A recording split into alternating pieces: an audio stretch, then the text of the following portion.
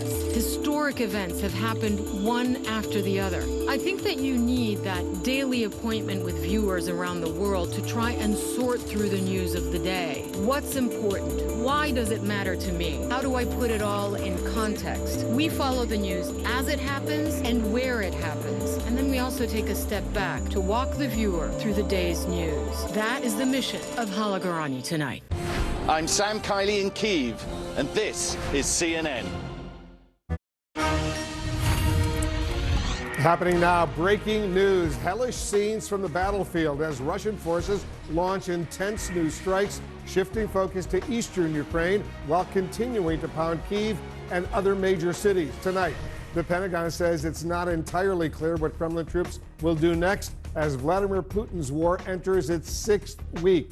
We're also learning more about Putin's isolation right now and whether he's being misled by his inner circle. President Biden is weighing in, revealing the Russian leader may be punishing his advisors amid all the military setbacks and possibly putting them under house arrest.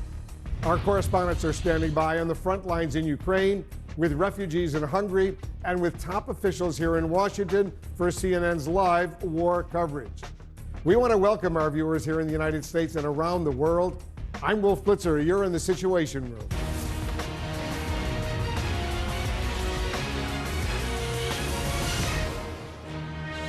This is CNN Breaking News. We're following all the breaking news out of Ukraine right now as Russia's war enters a new phase and Vladimir Putin is keeping the world guessing about his next moves. In just a moment, we'll go live to Christiana Manpour. She's in Kyiv. And to Caitlin Collins. She's over at the White House. But first, we have this war report from CNN's Alex Marquardt. Ukraine is taking back territory. Troops here walking openly through the town of Sloboda, near the northern city of Chernihiv, where Russia said they would de-escalate the fight. But it rages on, as well as around the capital Kyiv, where Russia is still striking the outskirts.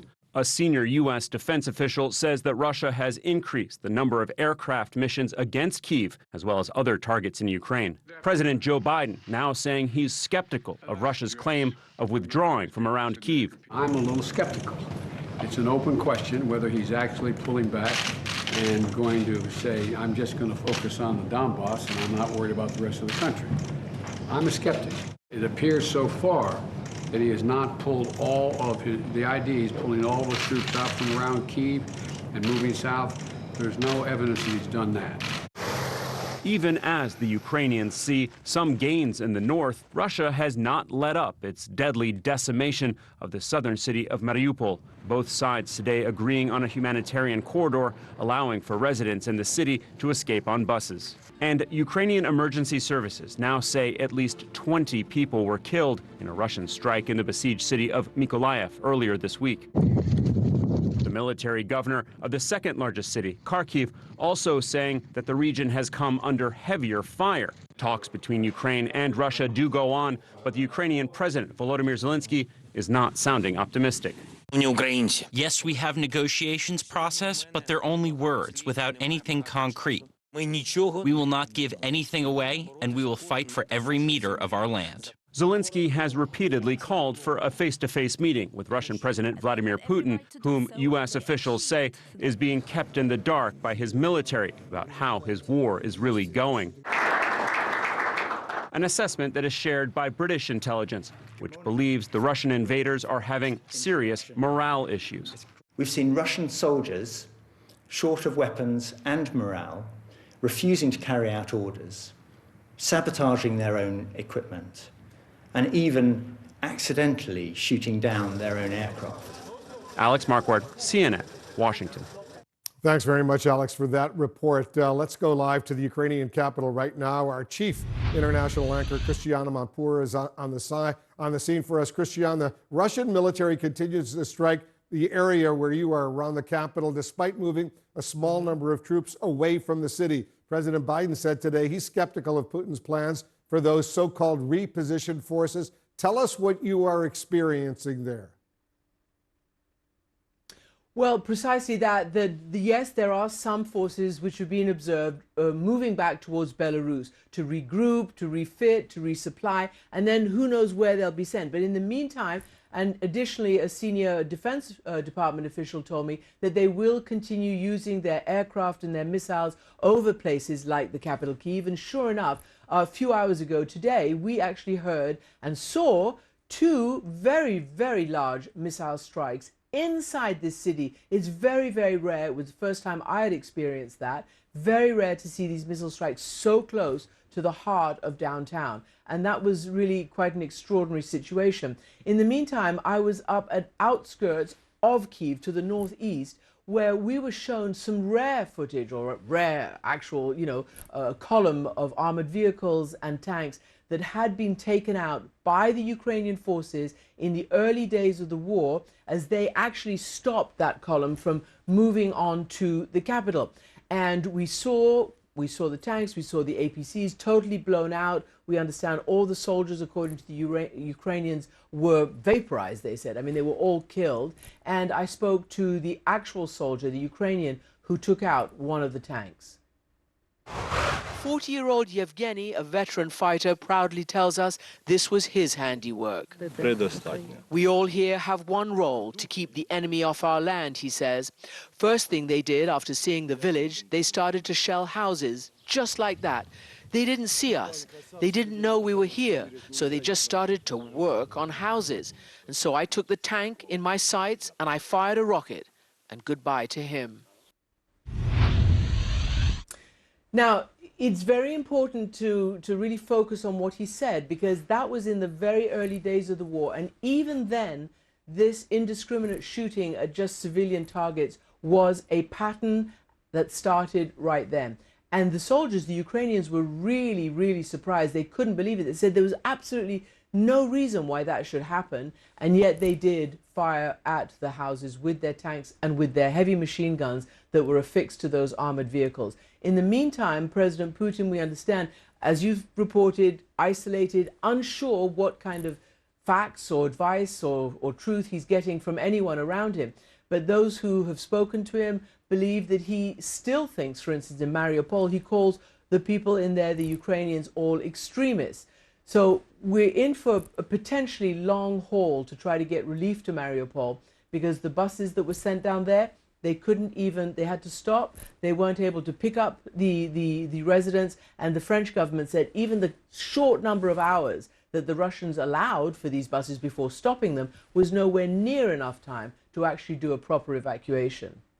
Christiane Amanpour reporting from Kyiv. Christiane, be careful over there. We'll stay in touch. Let's go to the White House right now, where President Biden is sharing new information about Putin's isolation and how the Russian leader may be punishing his own advisors. Let's go to our chief White House correspondent, Caitlin Collins. Caitlin, this was a pretty revealing moment. Tell us more about what the President of the United States had to say. Well, Wolf, he's really echoing these intelligence assessments about what's happening inside of Russia and this apparently state of tensions between President Putin and his top advisors. Though when President Biden was speaking with reporters today, he did add one caveat about what the U.S. is hearing. There's a lot of speculation, but he seems to be, I'm not saying this with a certainty, he seems to be self-isolating. And there's some indication that he has fired or put under house arrest some of his advisors. But I don't want to put too much stock in that at this time, because we don't have that much hard evidence. And Wolf, when it comes to the self-isolating aspect of the president's comments, we should note President Biden and President Putin have not spoken since this invasion began. And I asked the White House today if they've made any plans for the two of them to speak. They said no, and basically set a really high bar for a conversation at that level to happen, saying that there had to be significant signs of de-escalation on Russia's behalf for that conversation to go forward between President Putin and President Biden.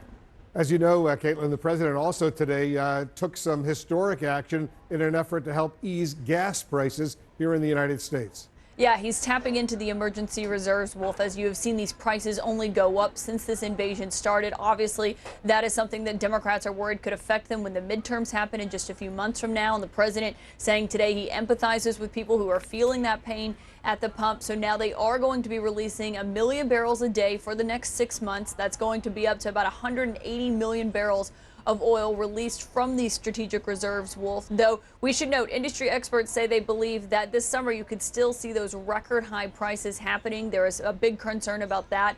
And even as President Biden is calling on companies here at home to ramp up domestic production, they are noting that is likely going to take months, not days, Wolf. So this isn't a problem that's going to go away anytime soon. Though we should note what President Biden did today, taking this step of this reserve, tapping into these reserves with this release. That is the biggest release that has happened since this strategic reserve was formed back in the 1970s, Wolf. All right, Caitlin, thank you very much. Caitlin Collins at the White House. Just ahead, an urgent new attempt to evacuate civilians from the besieged southern Ukrainian city of Mariupol, where 100,000 people remain trapped.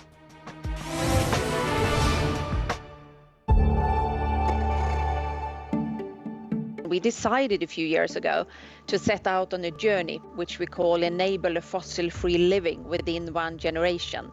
And you can see all around Europe that the competitive situation is shifting away from fossil fuels and into renewables and into more nuclear power. So you can see that there's a lot of innovation going on around the fossil-free technologies, and you can also clearly see that the customer demand is shifting. And today I think we can see that companies and customers are actually moving much faster than nations or global initiatives. So I think that this is a business strategy for us. It's not a sustainability strategy first and foremost. It's a business strategy and it is sustainable. But we can clearly see that through this transformation, we are actually getting increasingly competitive.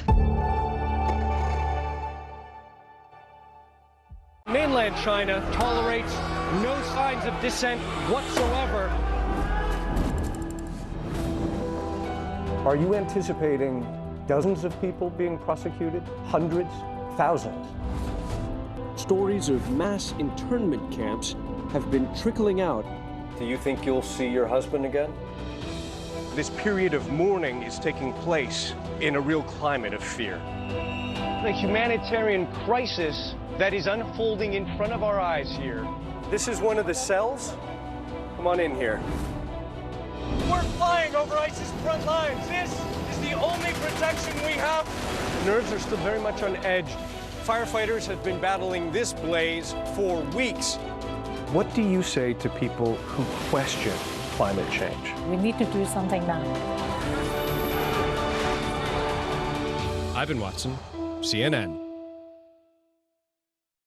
I am Nigerian by blood, British by birth, and American by residence. It is important to me that those same strands of inclusivity that flow through me are mirrored in the stories that we tell. One World is a place where Africa has an equal seat at the global table alongside Europe, the Americas, and Asia. Every continent has a voice, and where everyone watching has a stake in the global conversation. One World with Zain Asher, tonight on CNN.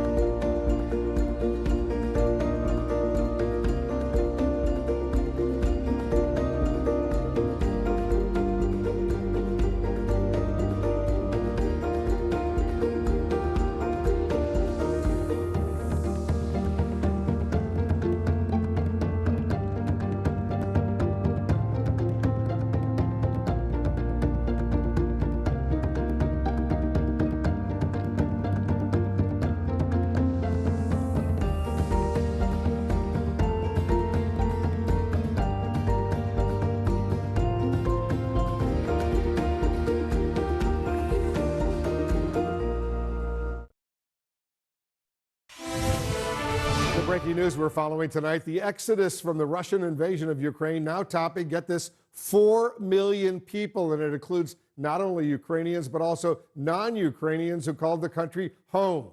CNN's Matt Rivers has spoke to one of them who's now trying to help fellow refugees. In the play area of a temporary refugee shelter in Zahun, Hungary, kids sketch out their recent traumas on paper. Burning tanks drawn in crayon. Deadly battles fill out the chalkboard.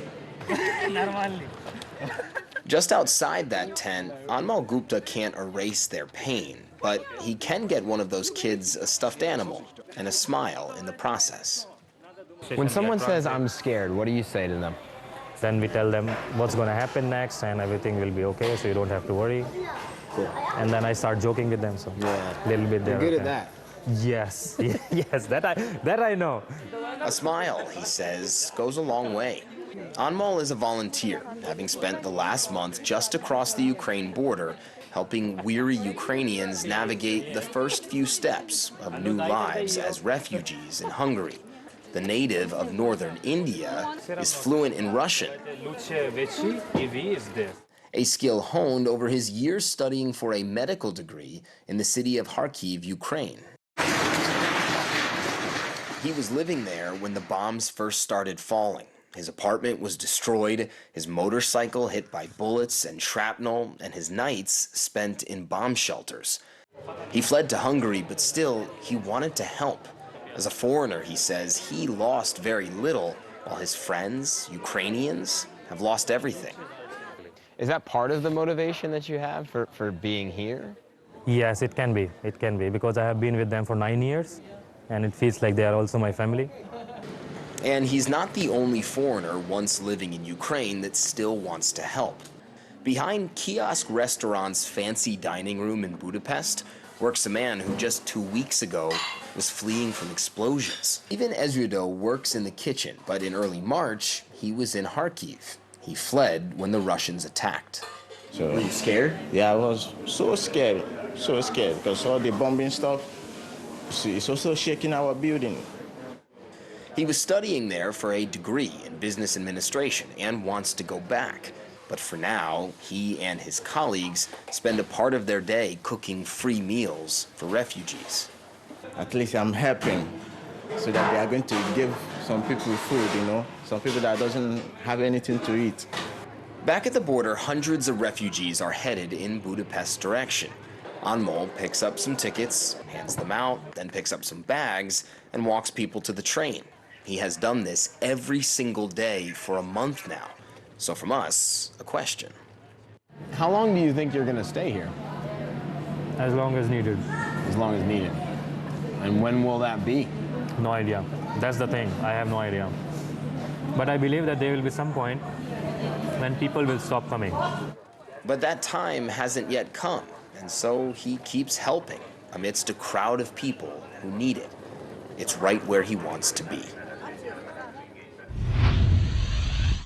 And Wolf, Anmal actually thought about seriously going back to northern India where he's from. He made it all the way here to Budapest before he said, you know what, this is not where I need to be going. He made it here, he turned around, went back to the border. That was a month ago, and like you just heard, he's going to be there for the foreseeable future.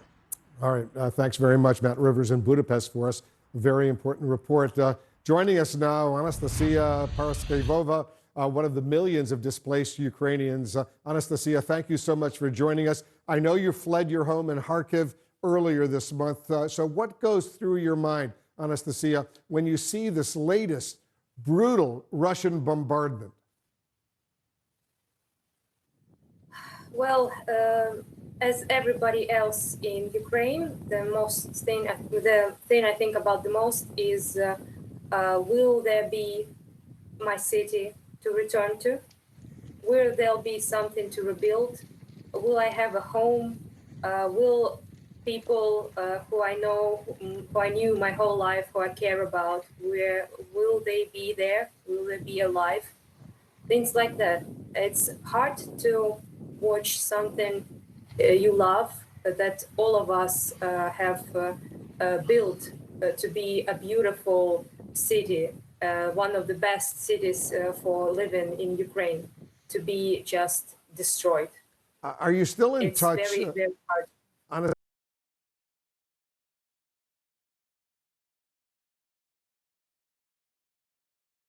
Pretty much every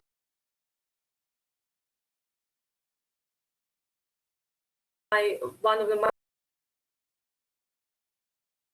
to protect Kharkiv. Many people I know are still living there. They are hiding mostly in basements and metro station.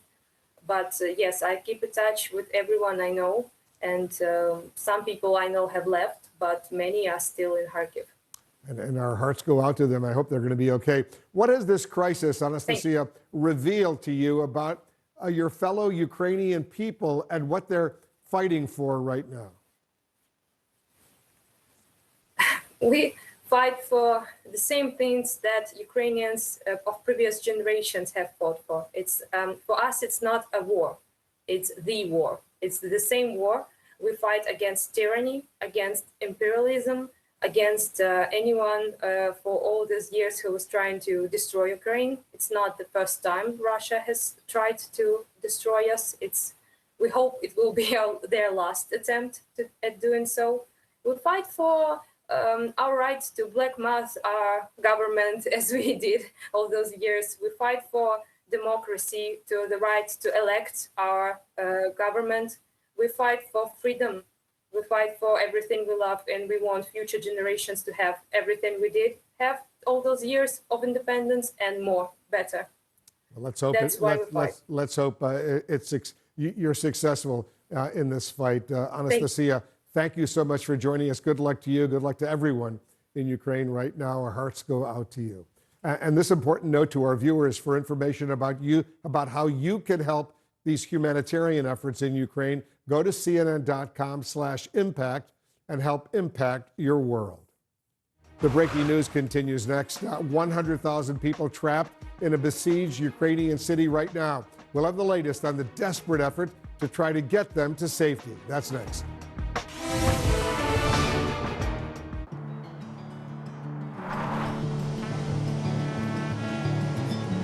Sumagat sa kabisa, bawat minutong lumilipas. Hinahanap-hanap kita, hanap-hanapin ka. Sabik sa'yo.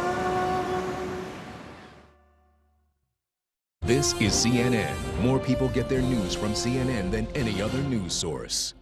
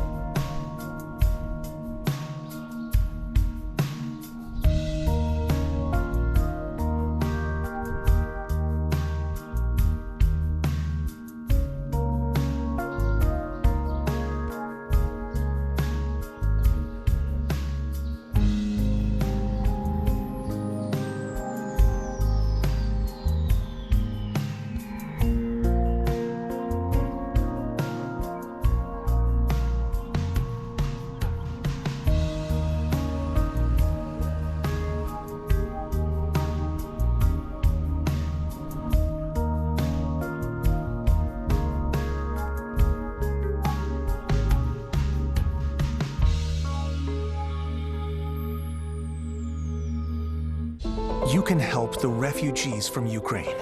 Join the over 70,000 who've already raised millions for food, shelter, and more. Explore cnn.com/impact. Click to take action.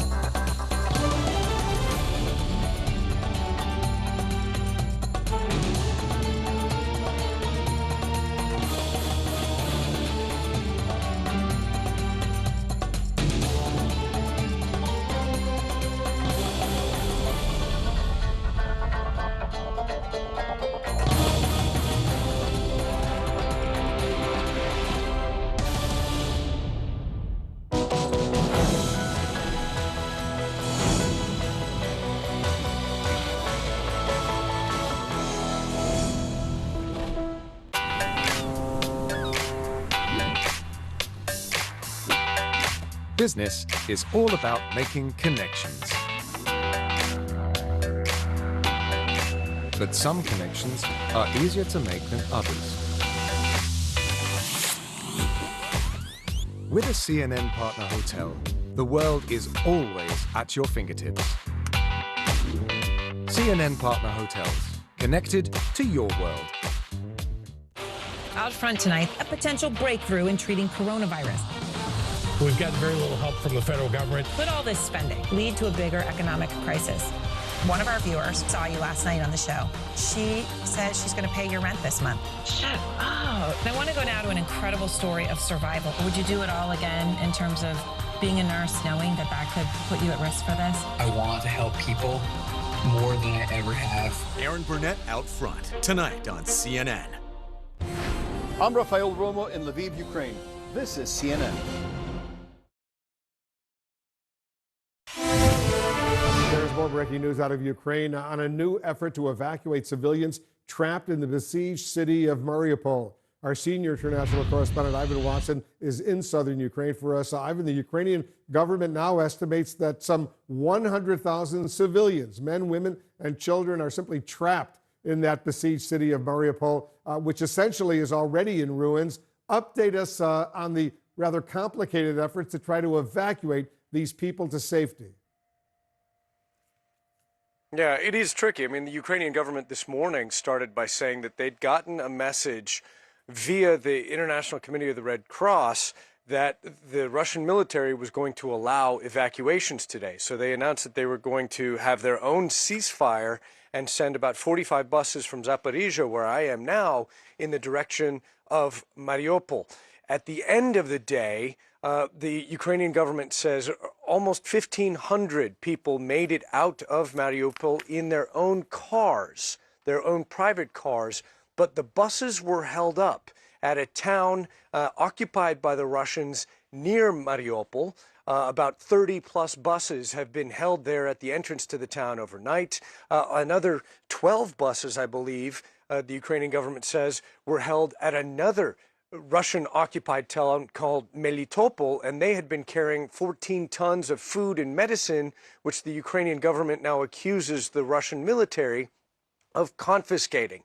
Meanwhile, the Russian government, the defense ministry, has just announced that it will have another humanitarian corridor evacuation day on April 1st. On Friday, they want it to be organized with the ICRC, the Red Cross, and the United Nations High Commissioner for Refugees. So there is the chance that more people could emerge on Friday. There is a wrinkle to this story, Wolf, and that is that the leader of one of the Russian-backed separatist regions in the east of the country has announced that he is going to be setting up his own administration to govern Mariupol, which has a number of complicating factors. First, as you mentioned, there are still around 100,000 plus Ukrainian civilians still believed to be trapped in Mariupol. That's one. Number two, there are still Ukrainian troops still controlling part of the city and fighting deadly battles against far greater Russian numbers of military there. And then the third thing is, if in fact he does want to create an administration there, it does look like the first step towards trying to annex Mariupol to a proxy of Russia in Ukraine. That fits a pattern that we've seen in the past here, certainly with the occupation and annexation of Crimea in 2014. Wolf. All right, be careful over there, Ivan. Thanks very, very much. Ivan Watson reporting now to another war-ravaged city in southern Ukraine. We're joined by the mayor of Mykolaiv, Alexander Sienkiewicz, who's joining us right now. Mayor, thank you so much for joining us. What does the fight look like around Mykolaiv right now? Are you succeeding in pushing the Russians back? We have some success in pushing them back, but last 2 days we have fights on our skirt of the city. They're trying to attack us, but our troops fighting them, and they fell back. But as you know, I think you heard about it. They used the day before yesterday, the cruise missile, the guided missile that hit into the our regional government building, the building of regional administration. Because the death toll, we understand, has now risen to at least 20 in that Russian strike on Mykolaiev's government building that you're referring to. You say the strike deliberately targeted the governor and the civilians. What are you bracing for as this war now enters week 6? First of all, I think they lose in their information campaign, and one of our, let's say, first voices is our governor Vitaly Kim, and let's say that missile was like aimed right into his office. Only 4 people, military people who were as guards and on the first floor, died while this attack. All other people, 17 people that already found bodies of 17 people, and 3 more are missing, were just civilians. And let's say 38 injured people were also civilians, office workers, whose work is to work with humanitarian help and with help to refugees. I know you've said in the past that you started actually preparing for a war years ago. You actually expected a brutal Russian invasion like this would happen at some point. What are you bracing for now? What do you anticipate, Mayor, will happen in the next few days and weeks? For sure, we are expecting new attacks. We still do these fortifications. We build block posts. We are working with our army to build things that they need now and what they ask us for. And for sure, we let's say back office of our army now. Mayor Alexander Asenkovich, please be careful over there. Please, we will stay in touch with you, and please pass along our best wishes to all the people who live there, indeed all the people in Ukraine. Thank you so much for joining us. Thank you. There's more breaking news coming up next. We have details of Russia's apparent refocus on eastern Ukraine. Is Vladimir Putin looking at a land grab to strengthen his hand in negotiations? Have you been bitten by the bug of curiosity? This is CNN 10. My name is Carl Azus. I'll be your explainer-in-chief.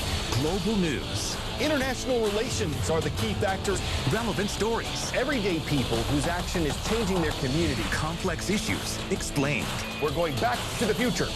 And 10-second trivia. You get a perfect 10 out of 10. All in 10 minutes. Stream at CNN.com/CNN10.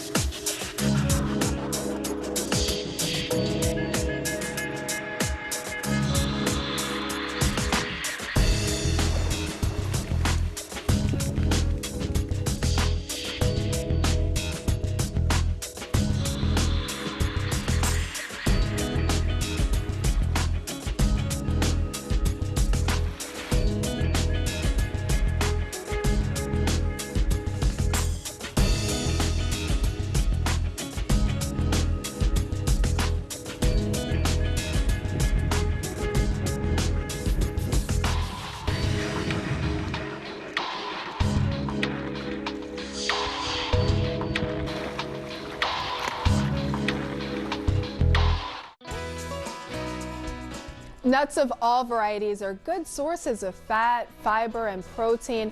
Just make sure anyone handling or eating them does not have a nut allergy. Peanuts, which are actually legumes, are a great source of biotin. In moderation, they can help during pregnancy. And most of the fat in peanuts is the healthier unsaturated kind, which lowers the risk of heart disease and stroke. Now, almonds are one of the best sources of vitamin E, which might help prevent or delay heart disease and cognitive decline. And almonds are also high in magnesium, which helps regulate blood sugar.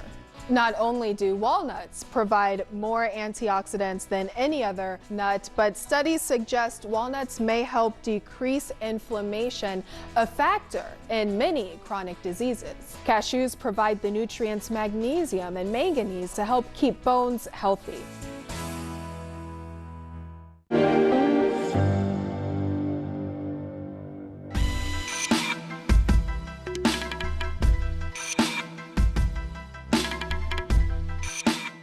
I'm James Roby. I'm the Global Head of Environmental Sustainability at Capgemini.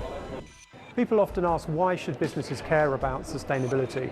Well, first of all, quite frankly, an unsustainable pathway is not going to be good for any business. Businesses are reliant on having consumers that will buy from them. They're reliant on having employees who want to work for them. Increasingly, all the stakeholders of the business are asking difficult questions. So businesses which aren't taking sustainability seriously essentially are going to be out of business. But in reality, it's never too late to start. A great way to start is by trying to understand your own impacts as an organisation. Perhaps calculate your carbon footprint. Ultimately, we need everybody on this journey. So why not start today?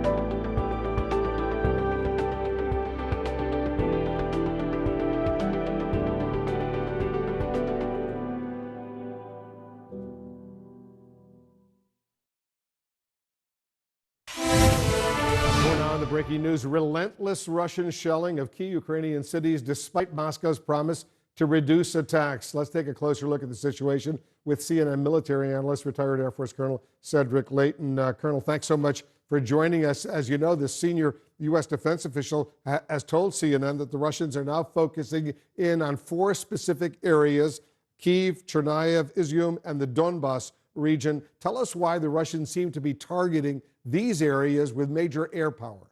Absolutely, Wolf. Here's the major deal here. So, of course, we have Kyiv right here. That's the capital of Ukraine. We have Izium right here. We have the Donbas. We have Kharkiv, and we have Chernihiv right here. So these areas, plus that you've mentioned here, are the ones that they are looking at because they believe that the Russians believe that they can take this area using air power and rocket strikes alone.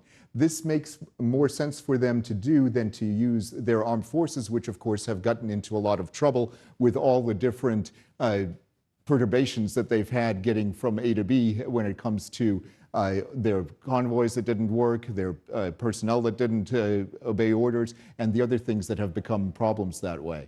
As you know, the Polish Prime Minister said today that he thinks what the Russians want to do is to take over about a third of Ukraine right now in order to strengthen their hand in potential negotiations. Tell us why they would go for this area, and do they even have the capability to do this? So that's a really interesting question, Wolf. The area that they're talking about here is actually the Donbas region. And if you take a look at this line, you'll see that part of this line is actually not covered by Russian troops or their separatist partners. So what the Russians want to do is they want to take this area right in here into Kramatorsk and beyond Donetsk. That also gives them added areas behind Mariupol, that area that has been affected so much by the devastation that we've seen in all the reports that we've had from the scene there.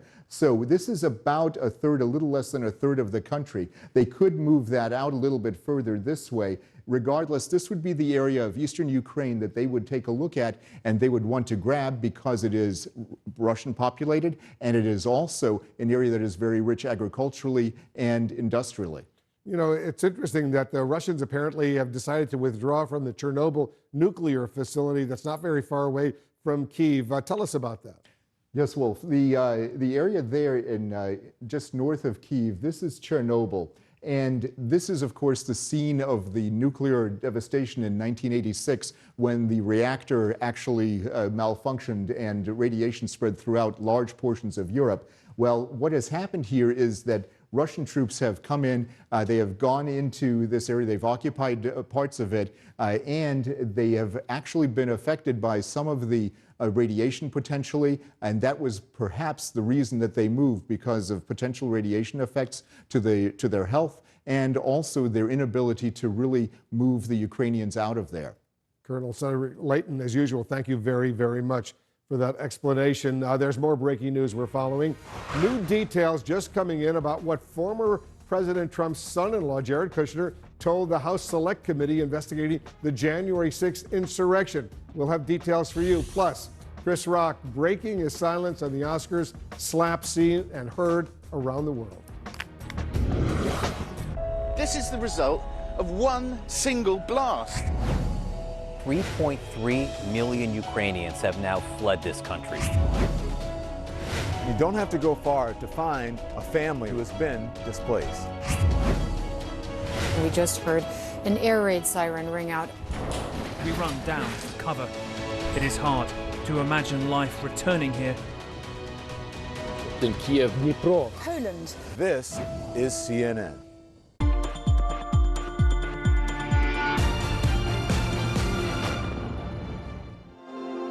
Never before in the world have the traffickers had such disruption. There was a window where their model was frustrated. So I think we are on a massive moment of opportunity that we can't miss. Stop the Traffic is a global organization that fights to prevent human trafficking, founded in 2005. It was probably 10 years ago where CNN came and filmed Stop the Traffic when we launched the chocolate campaign. An enormous number of people were turning around going, what are you doing? You know, why are you talking about trafficking around chocolate? And at that point, people weren't connecting the supply chains of businesses with the trafficking and exploitation of young boys in West Africa. Now, there is a Modern Slavery Act that has a supply chain statement and agenda that came into being in 2015 in the UK, and businesses are leading. So, do I believe change can happen and people can rethink? Absolutely. And I don't believe yet we've seen the picture of how the trafficking networks of this world work. And I think we need to be looking at the money flows. We need to be looking at the movement flows. We need to bring real changes that would disrupt the traffickers, frustrate their model, and maybe make them have to pivot again. Each hall is about 10,000 square meters, as you see here.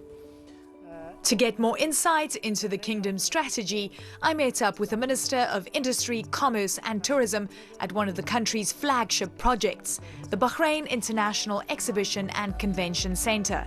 This massive space is said to be the region's largest exhibition centre when it opens later this year.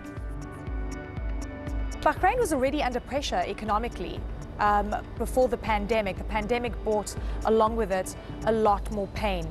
But the country was already on the path of trying to diversify away from oil and gas. Do you think that's actually doable? If you talk primarily about diversification, it's not new to us. We've done it before. Before oil, we didn't have oil. We were a pearling nation. We went from pearling to oil, to industry, to banking, to telecoms.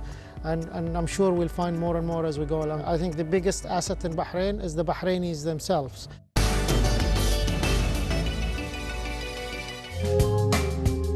Cesar de Trey, a manufacturer of gold dentures in England, traveled to India, then part of the British Empire, in 1930 to sell his wares to officers in the British Army. Many of the officers he met complained about their wristwatches getting smashed during polo matches. Back in Europe, de Trey hooked up with two watchmakers, Lecoutre and Edmond Jaeger, and an engineer named Alfred Chavot, and the four of them devised the Reverso.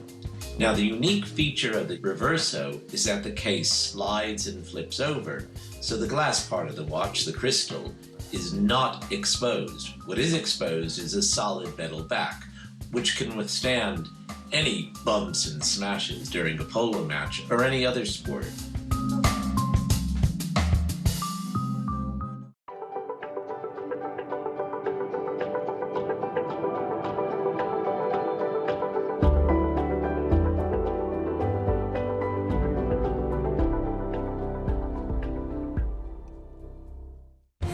I'm Paula Newton in Ottawa, and this is CNN.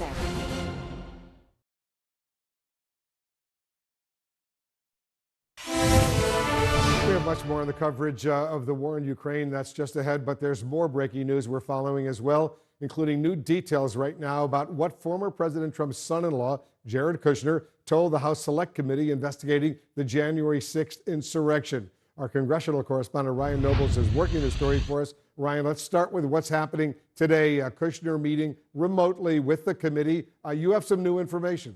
Yeah, first of all, Wolf, this was a lengthy deposition between the committee and Jared Kushner. It started this morning. It went well into the afternoon, and we're told by at least one member of the January 6th Select Committee, Congresswoman Elaine Luria of Virginia, that in her mind, Kushner was cooperating. She pointed out that he came in voluntarily and that he did offer up information that the committee was looking for. She didn't get into real specifics, but this is an encouraging sign for the committee. Kushner may be the person closest to the former President Donald Trump that has sat for a deposition with this committee. He is, of course, his son-in-law, also one of the highest-ranking advisors in the Trump White House. Now, Kushner wasn't in Washington, D.C. on January 6th. He was traveling abroad at the time. However, he was involved in the activities after the election in November, was still serving in that capacity in the Trump White House. And of course, we know, Wolf, that the committee is very interested in that period of time between the election and January 6th, where the former president ramped up that rhetoric, his false claims about an election being stolen, and they were likely to ask Kushner questions in that vein. Wolf? Let's turn to the Justice Department, Ryan, while I have you. There are some signs tonight that the Department of Justice is broadening its investigation related to January 6th. What's the latest? Yeah, that's right, Wolf. And this is significant because up until this point, all the work that we've seen from the Justice Department has really been centrally focused on those individuals that actually broke into the Capitol and caused all that violence on January 6th. What we are now seeing by a group of subpoenas that have gone out is that they are widening that scope to those who are involved in organizing the rallies and also raising money for those rallies that would allow for people to come to Washington and for those rallies to be staged. Now, at this point, it appears that this is more of a fact-finding mission, that they're not necessarily targets of an investigation or could potentially be targeted for indictment. But it shows that, as Merrick Garland had promised, that he's going to leave no stone unturned and take this all the way to the top if necessary. And this could be just the beginning of what will be a very long-term investigation. Good point. Ryan Nobles on Capitol Hill, thank you very much. Let's dig deeper right now. Joining us, CNN senior legal analyst Elie Honig. Elie, as you heard, we're hearing that Kushner volunteered information. You wouldn't necessarily expect someone in Trump's inner circle to be especially forthcoming, would you? Well, Wolf, Jared Kushner is in a really interesting and I think unique scenario. First of all, he's always tried to keep himself separate from January 6th. He was never a big proponent of the big lie of election fraud. He wasn't in the country in the lead up to January 6th. On the other hand, he is the ultimate inner circle advisor. He's the highest ranking White House advisor to testify thus far. And so if I was examining Jared Kushner, I would try to use him purely as a witness. What were other key players doing? I'd try to use that access. What did Mark Meadows do? What did Dan Scavino do? Perhaps even what did Ivanka Trump do? Because he has that unique insight and access. That's where I'd be interested in questioning him. Very interesting. Our senior legal analyst, Elie Honig, thank you very, very much. Up next, Chris Rock speaks out for the first time about Will Smith's violent Oscars outburst as new details are emerging about what happened right afterward.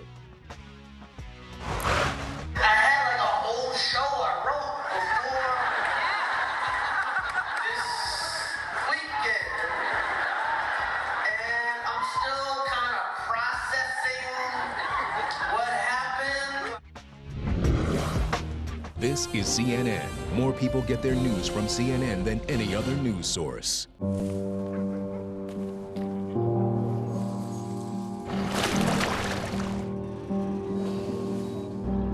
It really only takes a few moments to gain an appreciation of just how tough it is out here. They've been coming across sniper fire, gunfire, mortar rounds. You can see really just how intense it is here. We have to wrap it up right now. Quite anxious about spending too much time on scene. Those with the kids really struggling to get away. They feel like they won't be able to outrun the war. They thought the whole border was open. People are just trying to bust through towards what they think is going to be a better life. These nurses, these doctors really have nerves of steel. You can't help but be struck by how interconnected our world is.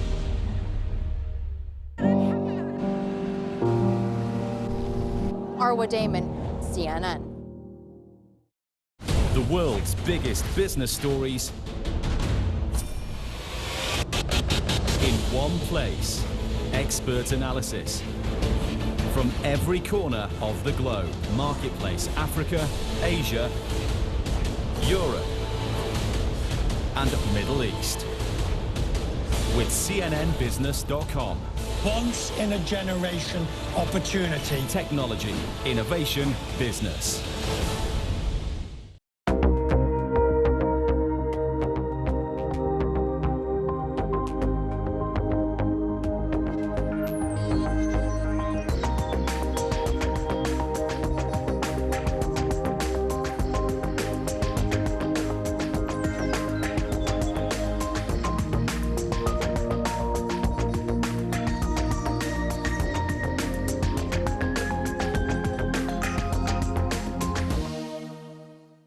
Interviewed 5 U.S. presidents, authored 7 books, and has an independent voice that resonates. What happened to when we were united against a common enemy? He's raw, unique, and one of America's most important talk show hosts. Watch Smerconish, Saturday on CNN.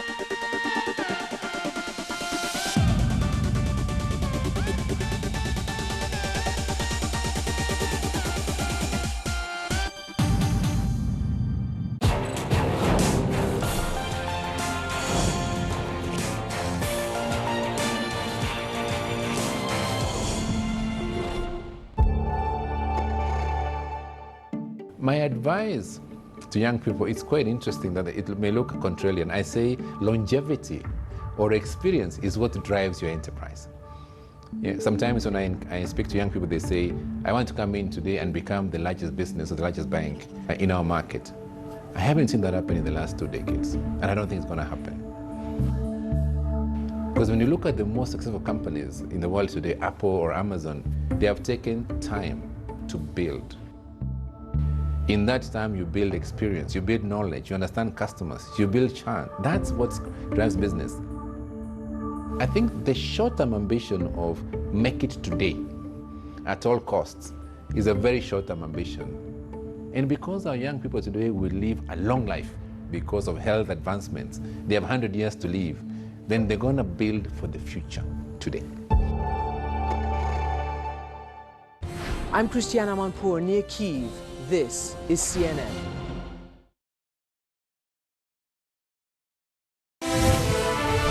There's some breaking news on the slap that will go down in Oscars history. The executive producer of the Oscar telecast spoke out about the confrontation between Will Smith and Chris Rock in a new interview just a little while ago. You know, this is battery was the word they used in that moment. They said, we will go get him. We are prepared. We're prepared to get him right now. You can press charges. We can arrest him. They were laying out the options. And as they were talking, Chris was being very dismissive of those options. He was like, no, I'm fine. He was like, no. And even to the point where I